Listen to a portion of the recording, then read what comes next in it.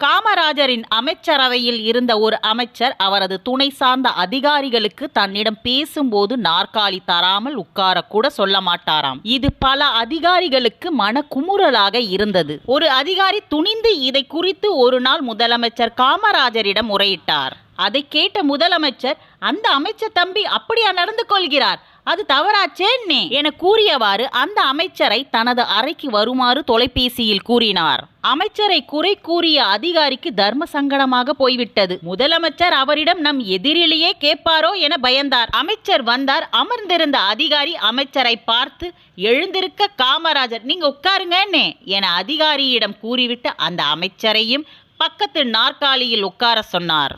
பிறகு காமராஜர் அமைச்சரின் துறையை பற்றி பேசிவிட்டு, சரி நீங்க நல்லா பார்த்துக்கோங்கன்னு என கூறி அமைச்சரை அனுப்பி வைத்தார். அது முதல் அந்த அமைச்சரின் போக்கில் மாற்றம் கண்டது. ஒரு சாதாரண அதிகாரிக்கு கூட முதலமைச்சர் இவ்வளவு மரியாதை தருகிறாரே, நாம் ஏன் அப்படி நடந்து கொள்ளவில்லை என அவரது மனம் நினைக்க, அது முதல் அதிகாரிகளுக்கு நாற்காலி கொடுத்து அமர சொல்லும் பழக்கம் உண்டானது. ஒரு சின்ன விஷயத்தை கூட காமராஜர் தனது எளிய அணுகுமுறையினால் தீர்வு காண்பதில் தான் அவர் கர்ம வீரரானார்.